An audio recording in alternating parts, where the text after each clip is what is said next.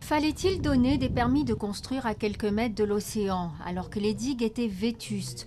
Beaucoup se posent la question après le passage de la tempête, ici à La Faute-sur-Mer, en Vendée, ou 100 km plus au sud à Étré, en Charente-Maritime.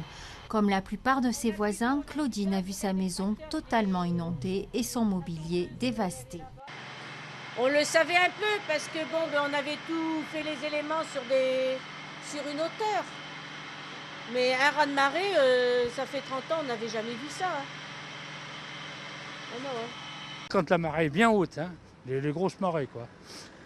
Faut pas dire que quand ça passe partout, pas de la tempête, hein, parce que la tempête, ça monte toujours beaucoup plus haut. Ça va jusque sur la route. Hein. Eh bien, on est à peu près un peu plus de 1,50 m en dessous. L'eau est donc montée 1,50 m plus haut qu'à l'habitude. Mais pouvait-on le prévoir?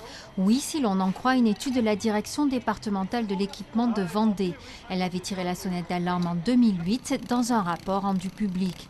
Mais pour les autorités locales de La Faute-sur-Mer, ce n'était en rien prévisible. Jusqu'à maintenant, nous n'avons jamais eu d'eau qui rentrait par là, quoi.